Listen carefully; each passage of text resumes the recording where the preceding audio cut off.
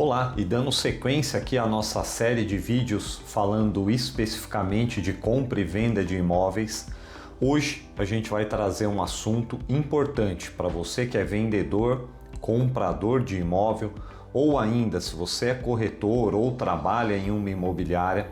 Nós vamos trazer as 7 principais cláusulas que devem conter em um contrato de compra e venda de imóvel. Claro que de forma mais simplista é possível que existam mais cláusulas necessárias dependendo do tipo de negócio que você está fazendo.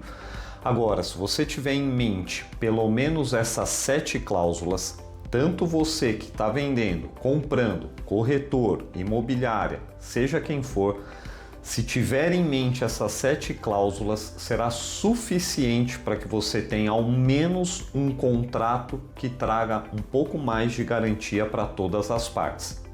Sendo assim, vamos lá, de forma objetiva e clara, vamos tratar de cada uma dessas cláusulas daqui para frente.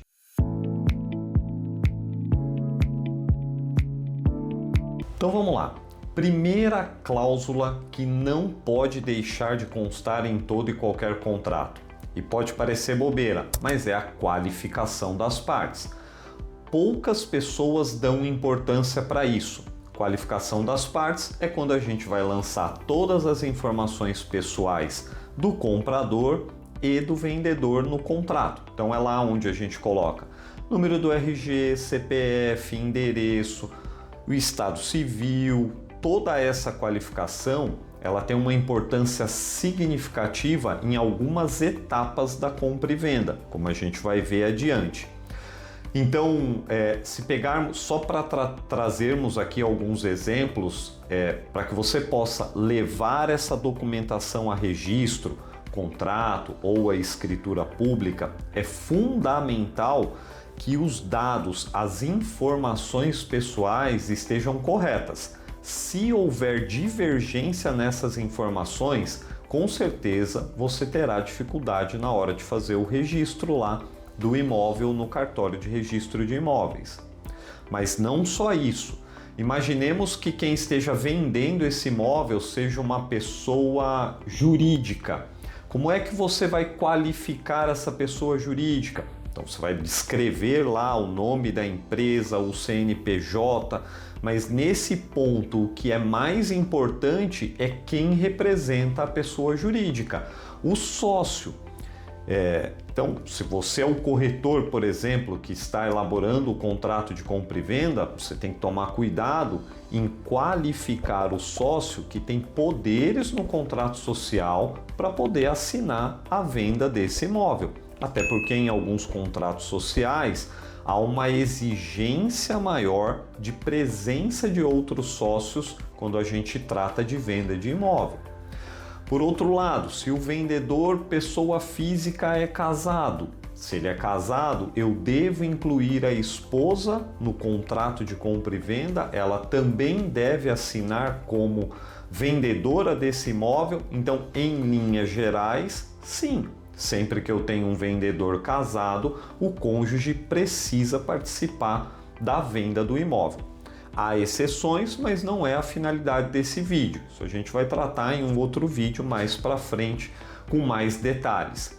E um outro exemplo que a gente pode trazer aqui é se tanto o vendedor ou o comprador, se forem eles representados por algum procurador, a gente precisa olhar a procuração, analisar a procuração, se ela preenche os requisitos que permite que o imóvel seja vendido através de um procurador, através de uma procuração, tá? Então, considerando isso, aqui são só algumas ressalvas, algumas dicas que você deve observar quando a gente fala da qualificação das partes. Seguindo então, turma, a segunda cláusula que é fundamental no contrato de compra e venda, o objeto. Objeto é a descrição do imóvel. Sem dúvida, essa não pode faltar.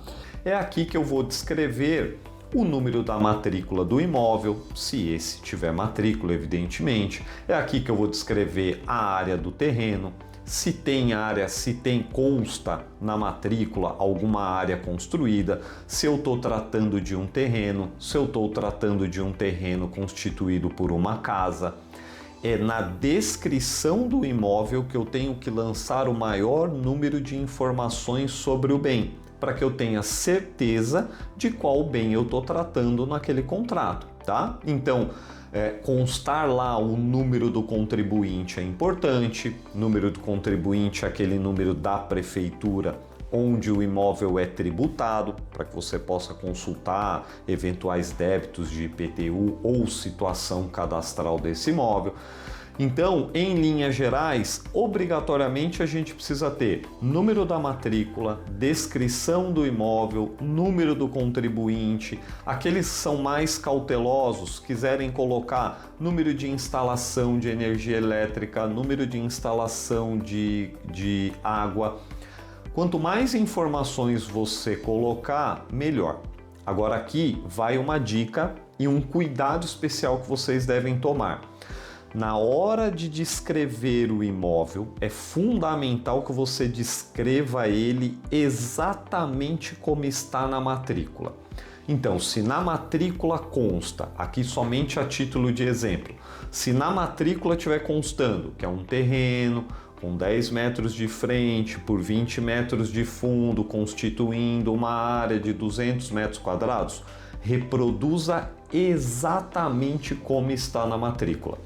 Se você reproduzir no contrato e porventura a escritura de compra e venda for lavrada com a redação diferente do que está na matrícula, você vai ter dificuldade para efetuar o registro, tá? Então, tente ser o mais fiel possível à descrição do que está na matrícula. Vamos lá. Terceira cláusula que é fundamental para o contrato de compra e venda: preço e forma de pagamento. Então, olha só, qualificamos as partes, descrevi qual é o imóvel que eu estou adquirindo ou que eu estou vendendo, vou então dizer qual é o valor daquele negócio, por quanto eu estou adquirindo, por quanto eu estou vendendo ou por quanto a imobiliária está intermediando esse negócio, ok? Então, no preço é quando eu devo colocar, só a título de exemplo, imóvel, valor de venda, R$500 mil. Forma de pagamento, sempre lembre-se da forma de pagamento, porque se você não descrever como será o pagamento, fica difícil você alegar que o pagamento não ocorreu dentro do prazo, não ocorreu na forma ajustada. Então é fundamental que você coloque a forma de pagamento. Então, usando o nosso exemplo, estou adquirindo um imóvel por R$500 mil, onde serão dados R$50 mil a título de sinal, e depois você vai descrever como será pago isso no decorrer do negócio, ok? Fundamental que tenha isso. Dica para essa cláusula: o que eu considero importante? Se você está conduzindo essa negociação, se você não é o vendedor, não é o comprador, mas, por exemplo, é a imobiliária ou o corretor que está intermediando essa questão, o fluxo de pagamento sempre tem que ser pensado considerando uma segurança para ambas as partes. Então, o comprador, ele tem que ir pagando o preço conforme ele enxerga a viabilidade do negócio. Então eu vou aportando os pagamentos conforme, por exemplo, eu receba certidões que não há impedimento no imóvel, que o vendedor pode então vender o imóvel, que ele não tem nenhuma dívida que comprometa.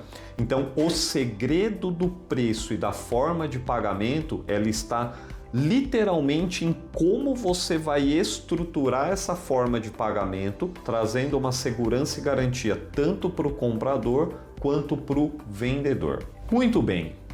Quarta cláusula importantíssima: se eu ajustei um preço e uma forma de pagamento, eu tenho que obrigatoriamente ajustar uma cláusula que pune se aquilo não acontece dentro do prazo. Então, por exemplo, se o comprador não efetuar o pagamento conforme ajustado no contrato, quais as consequências pelo não pagamento? Então, é uma cláusula de falta de pagamento ou atraso no pagamento, quais as consequências a gente vai aplicar. Então, em tese, não houve o pagamento dentro do prazo, eu posso fixar uma multa pelo não pagamento, eu posso fixar a aplicação de juros e correção monetária mês a mês, de acordo com o atraso. Mas, mais importante do que isso, é a gente prever a possibilidade de rescisão do contrato de compra e venda. Imagine que você seja o vendedor do imóvel, o comprador não faz o pagamento conforme ajustado e aí você está preso, teu imóvel está amarrado num contrato onde uma das partes não cumpriu e você não estipulou uma consequência no contrato para isso. Então é fundamental explicar, colocar lá na cláusula de inadimplemento, na cláusula de falta de pagamento, que superado um determinado tempo é possível a rescisão desse contrato para que você possa vender o teu imóvel para uma outra pessoa. Muito bem, mais uma recapitulação. Qualificamos as partes, qualificamos o imóvel, ajustamos o preço, cláusula que diz caso eu não pague no prazo, o que acontece comigo, a quinta cláusula e com bastante importância também é a cláusula que vai trazer quais as documentações necessárias as partes precisam apresentar para o negócio. Antes de falar especificamente de cada uma, eu explico por quê. Porque é comum em negócios onde a parte tem a obrigação de apresentar alguns documentos e não apresenta. E, por exemplo, a coisa não acontece, os prazos se extrapolam, o negócio não se conclui dentro daquele prazo específico porque uma das partes deixou de apresentar algum documento importante, tá? Então, além dessa finalidade, tem a finalidade de você descrever quais documentos devem ser apresentados por cada uma das partes. Então, normalmente o comprador vai ter que apresentar lá os seus documentos pessoais. Já o vendedor tem uma responsabilidade maior no que tange a documentação, porque ele tem que apresentar a documentação do imóvel e a documentação dele, vendedor, ou deles, vendedores, se for ele o cônjuge, por exemplo. Se for a pessoa jurídica, tem que apresentar a documentação dessa pessoa jurídica, tá? E dentro dessas documentações, a gente já falou, nós temos um vídeo aqui também no canal, deve aparecer aqui embaixo, ao final desse vídeo, se você tiver interesse, acompanhe, falando desses custos, dessas documentações, para que você tenha uma ideia mais aprofundada de custo, caso seja o seu interesse. Mas em tese, o vendedor vai apresentar lá documentação do imóvel, certidão de matrícula, certidão negativa de débitos. Se for um apartamento, vai apresentar certidão negativa que não deve lá nenhum valor para o condomínio. Dos vendedores, são certidões negativas do fórum para informar que não tem ação judicial, certidão negativa de protestos, de execuções, dívidas e etc. Tá? E por fim, ainda com relação a essa questão da documentação, depois que o vendedor apresenta, porque o contrato traz a obrigação dele apresentar todas as certidões, toda a documentação do imóvel e documentação pessoal, mas com tudo isso na mão, é fundamental que se faça uma varredura, uma diligência. Na nossa área nós chamamos de due diligence, que é uma análise da documentação do imóvel, da documentação dos vendedores e de todas as certidões. E essa análise ela tem como principal objetivo definir se é viável ou não o comprador adquirir o negócio, tá? Por isso aqui a importância de um profissional te acompanhando, principalmente nessa questão. Muito bem, seguindo então, vamos falar da cláusula de posse. Super importante também essa cláusula, porque às vezes as partes ajustam lá o preço, as informações pessoais, descrição do imóvel, mas esquecem de colocar quando será entregue a chave. Isso é uma das principais questões que surgem aqui para a gente em discussão em compra e venda de imóvel, né? Ah, paguei 50%, o cara já tem que me entregar a chave. Paguei 70%, ele já tem que me entregar a chave. Na verdade, tudo isso deve constar na cláusula indicando quando será entregue a posse, tá? Aqui é uma segurança até maior para o vendedor, então quem está intermediando, se você é corretor, está intermediando, tem que tomar esse cuidado. Vendi o imóvel, coloquei lá no contrato quando será entregue as chaves para o comprador. A indicação em linhas gerais é que a data da entrega da chave ocorra quando o preço integralmente tiver sido efetivado.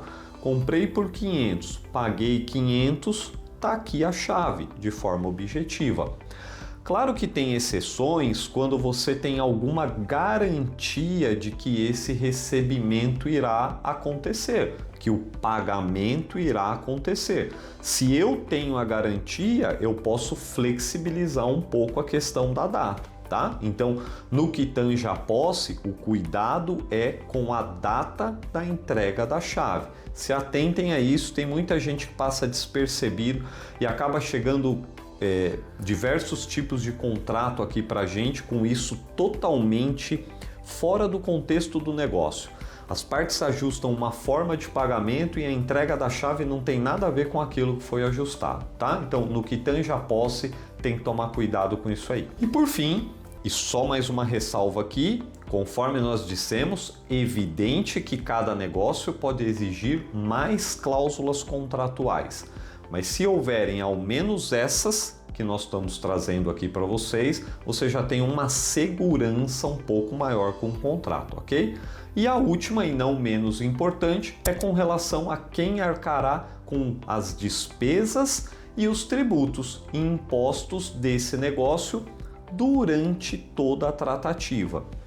E tem gente que pode dizer e tá olhando e falando, ah, mas isso é muito simples. Quem comprou, a partir do momento que comprou, passa a arcar com todas as despesas do imóvel, quem vendeu deixa de arcar com essas despesas.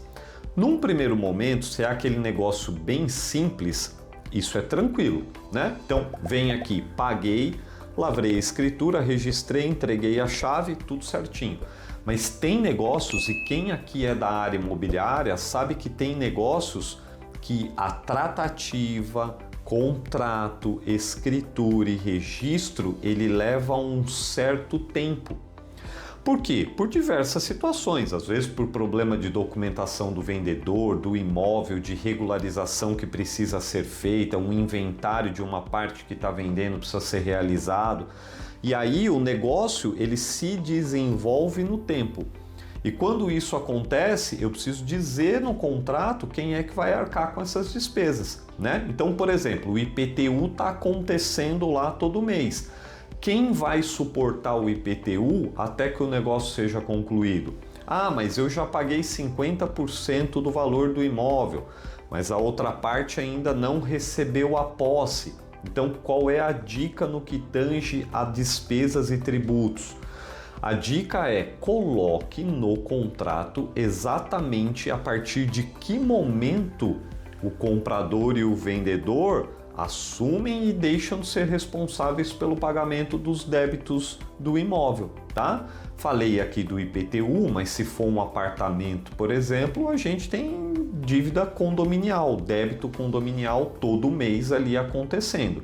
E normalmente quando o negócio conclui, um olha para o outro e fala: e agora? Quem é que paga essa despesa? De quem é essa responsabilidade, tá? Então, com relação a tributo, é importante deixar bem claro no contrato a partir de que momento um deixa de ser e o outro assume a responsabilidade. E fora isso, as despesas. Já falamos, temos outros vídeos aqui, reforço isso para vocês, que numa compra e venda de imóvel existem diversas despesas, tá? E basicamente aqui as despesas do vendedor ficam resumidas a pagamento da comissão imobiliária e da apresentação de toda a documentação que for solicitada pelo comprador. Em contrapartida, o comprador tem como despesa o ITBI, que é o Imposto de Aquisição do Imóvel, e despesas com escritura e registro do imóvel. Tá, mas muita gente pode estar dizendo assim: ah, mas compra e venda de imóvel tem uma certa complexidade, né? E de fato tem uma certa complexidade. Por isso que a gente destaca a importância de você ter um acompanhamento de um profissional, de um especialista na área para te auxiliar. Para algumas pessoas a compra de imóvel pode ser um mero investimento, para outras pode significar o dinheiro da vida. Aquele dinheiro que você juntou durante toda a sua vida e quer colocar, quer adquirir a sua casa própria, o seu imóvel, o risco de uma transação imobiliária é muito alto para que você corra esse risco sem que um profissional possa te auxiliar, tá? Então a indicação é que sempre, ou através do corretor de imóvel, da imobiliária que tenha lá o seu departamento jurídico, ou através de um advogado que seja especialista nesse assunto, é fundamental que você tenha aqui o seu acompanhamento. Bom, por fim, pessoal, vai aparecer aqui para vocês ao final deste vídeo mais 2 vídeos que tratam lá, se vocês tiverem dúvida de quanto eu vou gastar se eu estiver vendendo o imóvel, quanto eu vou gastar se eu estiver comprando o imóvel. Nós temos mais vídeos aqui mais detalhados, falando de forma mais aprofundada sobre esse assunto, e acompanhe a gente aí que a gente volta falando de forma mais específica. Vamos trazer mais coisas interessantes sobre compra e venda de imóvel. Até mais!